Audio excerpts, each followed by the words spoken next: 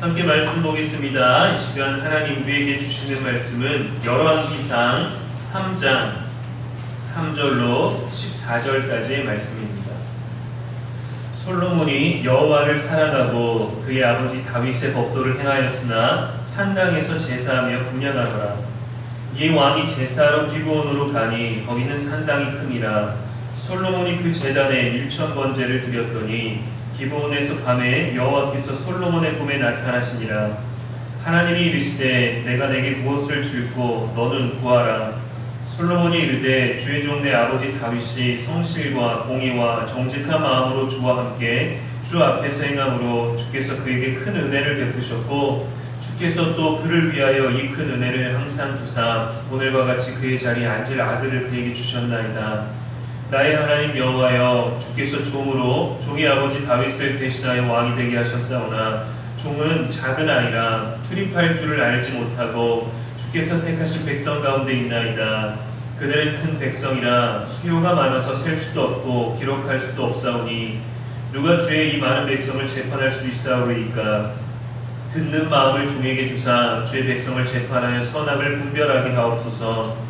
솔로몬이 이것을 구하매 그 말씀이 주의 마음에 든지라. 이에 하나님이 그에게 이르시되 내가 이것을 구하는도다.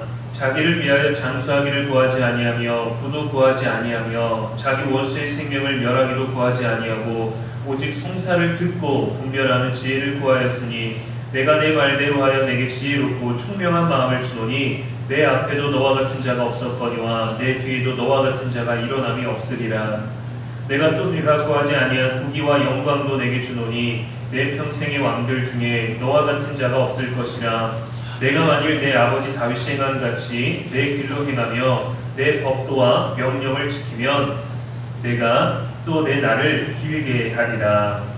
아멘. 이는 살아계신 우리 하나님의 말씀입니다. 이 시간 주의 마음에 든지라 라는 제목으로 말씀 전하겠습니다. 오늘 말씀은 솔로몬이 왕이 되어서 통치하던 초기에 그의 나이가 20살 정도 되었을 때입니다.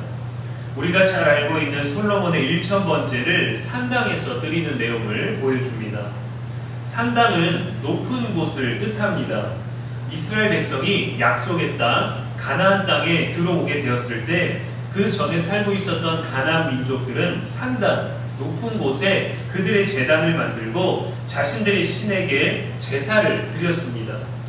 어떤 경우에는 여자 사제를 참여시켜서 관능적인 제사를 드리기도 했습니다. 그래서 하나님은 그들의 문화와 그들의 신에 대한 흔적들을 없애버리기 위해서 가나안 정복 전쟁 때 그들을 모두 흔적도 남기지 않고 쫓아내고 그들의 모든 우상과 그들의 산당을 모두 제거하라고 하셨습니다. 그런데 그들은 그 말씀에 순종하지 않았죠. 그들의 일부를 남겨놓았고 그들의 산당을 허물지 않았습니다. 그래서 역대기와 열왕기상의 그 상하의 역사를 보면 계속해서 우상숭배에 빠지게 되는데 그것이 바로 산당을 제거하지 않았던 것이 그들의 이유가 되죠. 여호사밧과 히스기야 왕만이 산당을 제거한 기록을 가집니다. 후대에는 그 없앤 산당을 다시금 세우고 그들의 어떤 몸이 기억하고 있는 흔적들 때문에 그 익숙한 이방인들의 제사에서 벗어나지 못하죠. 열왕기서에 보면 반복적인 왕들에 대한 기록이 나오는데 이렇게 나옵니다. 다만 산당들을 제거하지 아니하였으므로 백성이 여전히 산당에서 제사하였더라 라고 기록하죠. 4절에 보면 솔로몬이 기브온에 있는 산당이 컸기 때문에 거기에서 제사를 드렸다라고 합니다. 그 제단에서 1000번제를 드립니다. 솔로몬이 기브온에 있는 산당으로 간 이유를 거기는 산당이 큼이라 라고 오늘 성경이 기록했고 또 여기에는 모세 때 지은 성막이 있었습니다. 역대상 1장 3절에 보면 솔로몬이 온 회중과 함께 기드온 산당으로 갔으니 하나님의 회막 곧 여호와의 종 모세가 광야에서 지은 것이 거기에 있음이라 라고 되어 있어요. 온전하게 출애굽 시대 때 보존된 상태는 아니지만 아직 이스라엘을 대표할 수 있는 성전이 지어지지 않은 시기이기 때문에 기브온 산당을 찾은 것입니다. 솔로몬이 그의 통치를 위해 이스라엘을 대표하는 사람들을 데리고 하나님께 예배를 드리러 갔어요. 하나님을 사랑하는 것은 예배로 나타납니다. 3절에 보면 솔로몬이 여호와를 사랑하고 라고 되어 있는데, 바로 여호와를 사랑하는 우리들의 삶은 예배로 나타나는 것이죠. 하나님을 어떻게 사랑하고 있는가는 우리들의 예배의 태도, 예배에 대한 우리들의 자세를 볼 수 있습니다. 솔로몬의 왕국 번영이 하나님과의 바른 관계, 예배로부터 시작하고 있는 것을 보여주고 있어요. 그가 왕의 역할을 예배를 통해서 얼마나 잘 해내고 있는지 신앙적인 태도를 우리들에게 알려줍니다. 우리가 회사에 출근해서 일을 시작할 때에 가장 먼저 하는 행동이 무엇입니까? 함께 일하는 사람들과 함께 일하는 그 공간에서 인사를 나누는 것 아니겠습니까? 그날의 인사가 밝으면 덩달아 그 인사를 받고 나누는 사람들이 좋은 긍정의 에너지를 받을 수 있어요.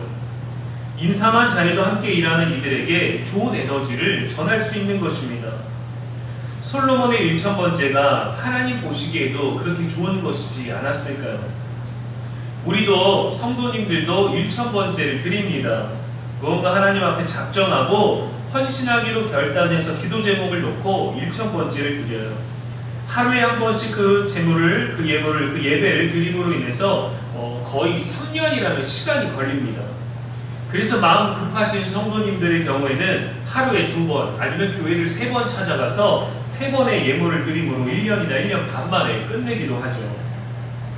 우리가 흔히 하는 이 1000번째는 매일 드리는 1000번의 제사이지만, 오늘 솔로몬이 하나님께 드린 1000번째는 1000마리의 희생 제사였습니다. 그러니까 횟수로 1000번이 아니라 1000마리의 희생 제사를 하나님께 한꺼번에 드린 것이었어요. 역대상 1장 6절에 보면 여호와 앞 곧 회막 앞에 있는 놋 제단에 솔로몬이 이르러 그 위에 1000마리 희생으로 번제를 드렸더라라고 기록되어 있습니다. 희생제물 1000마리면 사실 규모가 굉장히 큽니다. 그래서 큰 산당이 필요했죠. 횟수로 1000번이었다면 아마 왕궁에서도 드렸을 수 있을 거예요. 근데 기브온 산당은 왕궁이 있는 예루살렘에서 서북쪽으로 9km 정도라 멀지는 않지만, 왕과 관료들이 1000번째의 제사, 1000번의 제사를 드리기 위해서 왕궁을 비우고 3년 동안 계속해서 매일마다 나라의 송사를 미루고 제사만 드렸다라는 것은 현실적으로 어려운 일이죠. 1000마리의 희생제사 또한 규모가 굉장히 크기 때문에 최소 7일에서 8일 정도의 시간이 소요됐을 것으로 봅니다. 이 1000번째의 예물을 다 드린 다음에 그날 밤에 여호와께서 솔로몬의 꿈에 나타나셨어요.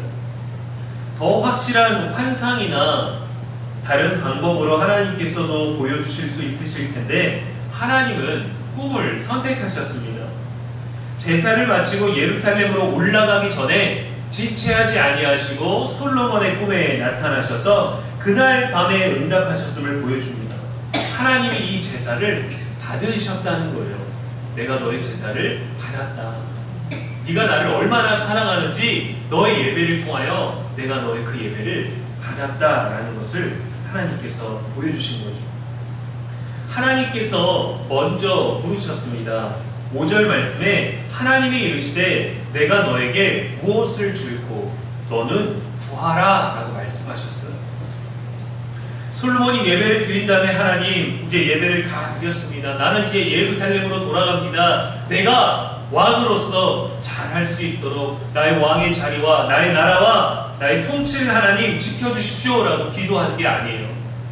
제사를 마치고 났을 때 하나님께서 너에게 무엇을 줄까? 너는 구하라 라고 했습니다. 우리가 무언가 가지고 싶을 때, 선물을 받고 싶을 때, 특별한 날이 올 때 갖고 싶은 무언가를 얘기할 수 있다면 행복하고 설렙니다.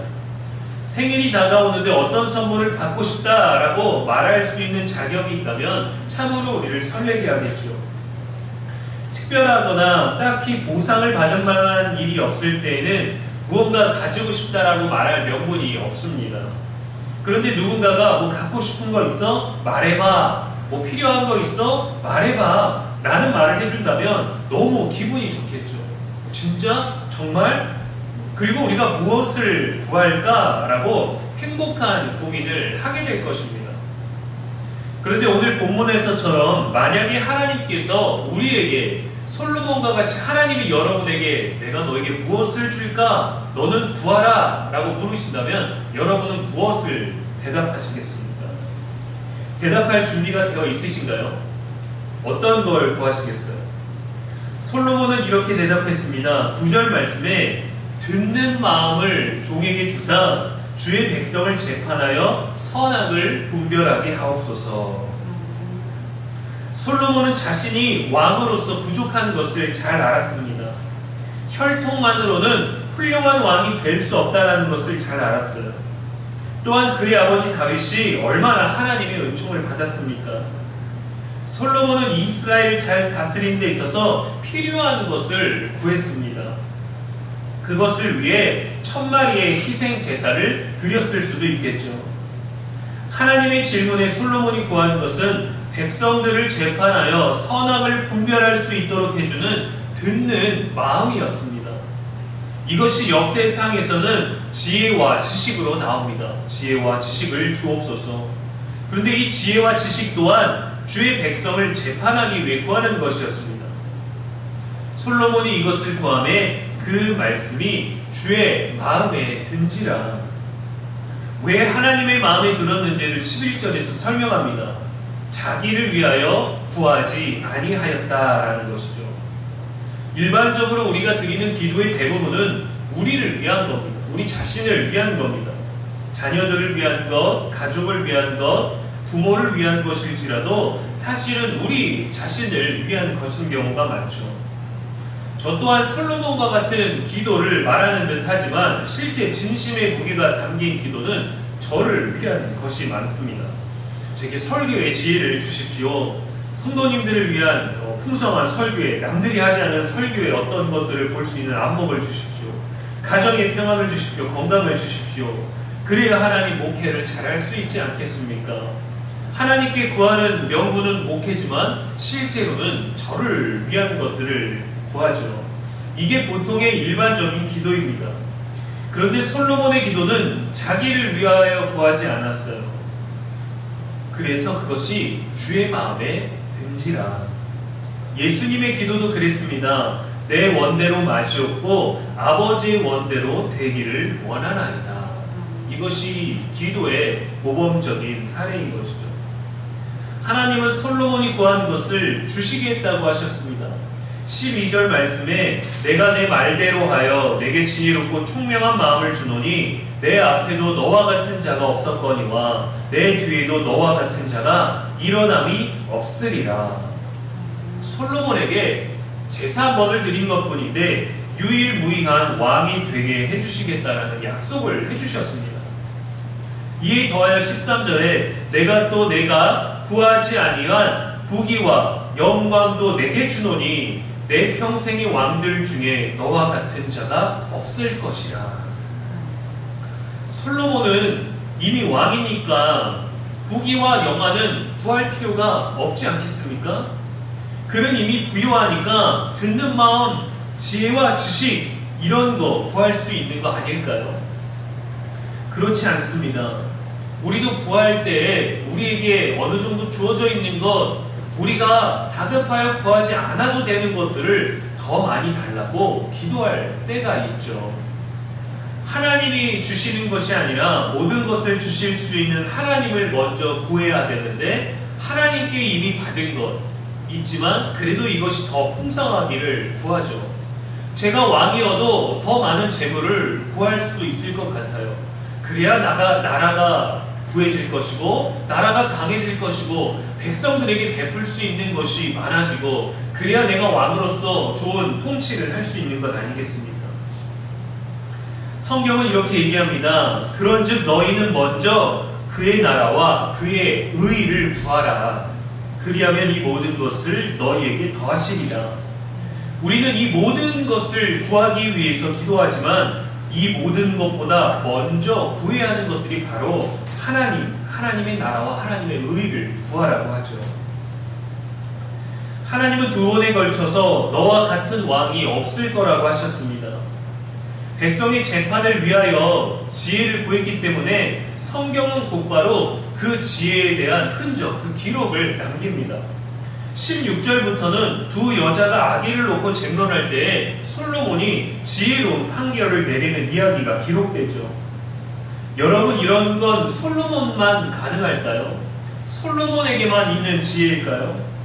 역사 안에서는 솔로몬이 지혜의 왕이다라고 하여 16절부터 마지막까지 진행되는 두 여인의 아기를 두고 지혜로운 판정을 하는데, 여러분, 이것이 역사를 통하여서 솔로몬이 지혜의 왕으로 모든 인류 가운데 우리가 기록되고 기억되어 있습니다.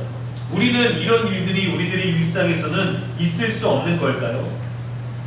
너무 멀게 느껴지고 지혜의 왕이 우리는 그와 같을 수 없는 것일까요? 그렇지 않습니다. 하나님은 모든 사람에게 후히 주시는 분이십니다. 야고보서 1장 5절에 너희 중에 누구든지 지혜가 부족하거든 모든 사람에게 후히 주시고 꾸짖지 아니하시는 하나님께 구하라 그리하면 주시리라 했습니다. 우리는 늘 우리에게 필요한 것, 우리를 위한 것, 우리의 것을 위하여 기도하기 때문에, 다른 방법으로 하나님의 것을 구하기 때문에 온전히 솔로몬처럼 누리지 못하죠. 그러나 자기를 위한 것이 아니라 하나님의 나라와 그의 의를 위하여 구한다면 후히 주시고 꾸짖지 아니하시는 분이, 우리가 지혜가 부족해서 지혜를 구한다면 하나님이 주실 거예요. 솔로몬이 구했던 지혜와 지식, 솔로몬이 구했던 듣는 마음을 우리도 구한다면, 그것이 하나님의 마음에 든다면 하나님이 우리들에게 후히 주실 것입니다. 예수님께서 십자가에서 돌아가시기 전까지 지성소는 대제사장만이 들어갈 수 있었습니다. 성전에 관련된 예배와 그 일도 레위인들만 섬길 수 있었습니다. 여인들과 이방인들과 어린아이들은 그 성전에 들어갈 수 있는 곳이 제한되어서 이방인의 뜰, 여인의 뜰 따로 구분이 되어 있었습니다. 우리나라에서도 역사적으로 기독교의 문화가 들어왔을 때 가운데 예배 그 안에 성전에 가림막을 쳐서 여자들은 얼굴을 가리게 하였고, 아이들과 여자들이 따로 드리는 곳과 어른들과 남자들이 예배 드리는 공간이 따로 있었죠. 오직 왕이나 제사장만이 사람과 하나님의 기능적이고 영적인 통로가 되었습니다. 그러나 예수님 이후로는 모든 이들이 왕 같은 제사장이 되었습니다. 혈통이 아니더라도, 그의 핏줄이 아니더라도 하나님이 예수 그리스도의 십자가 사건을 통하여 모든 이들이 왕 같은 제사장이 되었어요. 솔로몬이 하나님께 구해서 받았다면 저와 여러분도 받을 수 있습니다. 솔로몬의 1000마리 희생은 저와 여러분의 형편에, 우리 교회 형편에 할 수 없어요.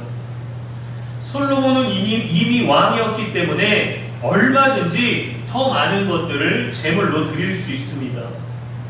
왕인 솔로몬이 1000마리 희생제사를 드렸는데, 관료 중에 믿음 좋은 한 사람이 이 1000마리의 희생제사를 드렸다면 하나님의 응답이 달라질까요? 제사의 횟수가 중요한 게 아닙니다. 제사의 양이 중요한 게 아닙니다.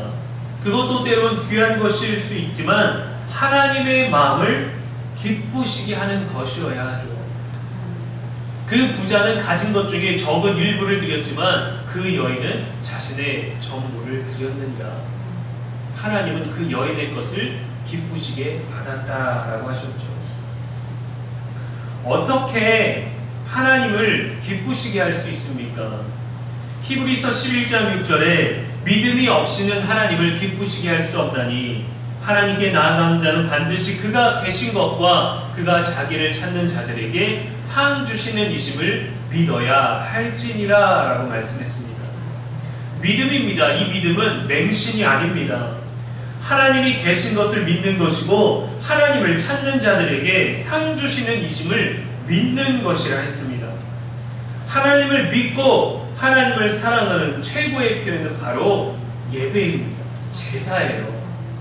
하나님께 나를 드리는 것, 하나님께 나의 마음을 드리는 것, 하나님께 나의 수고와 나의 열매를 드리는 것, 하나님께 나의 모든 것을 드리는 것. 솔로몬에게 임하신 하나님, 지금 내게도 임하실 것을 믿는 것. 기도하면 들으시겠지 하는 기대가 아니라 하나님을 찾으면 반드시 응답하시고 상 주시는 분이심을 믿는 것, 그 믿음대로 우리들의 삶의 태도가 하나님을 향하는 것입니다. 이것이 바로 예배로 나타나는 것이죠. 누군가의 마음에 들기 위해 사람들은 다양한 방법을 시도합니다. 일을 열심히 할 수도 있고 보이는 곳에서 눈에 띄게 행동하기도 합니다. 대놓고 잘 보이려고 뻔뻔하게 행동하기도 하죠. 사회생활에서는 라인을 탄다라고 합니다.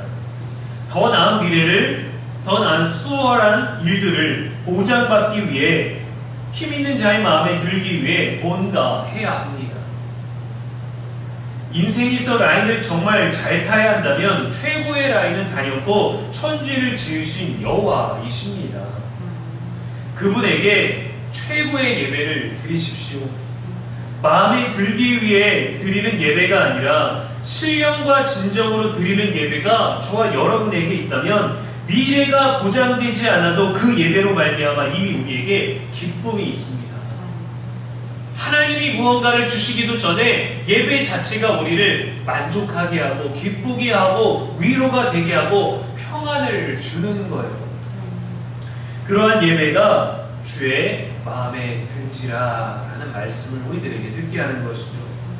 그리고 나면 하나님이 모든 것들을 우리들에게 더하여 주실 것이고 우리는 우리가 가진 것이 얼마가 되든지 그것을 하나님께 기쁨으로 드릴 수 있는 일천 번제를 드릴 수 있게 될 것입니다.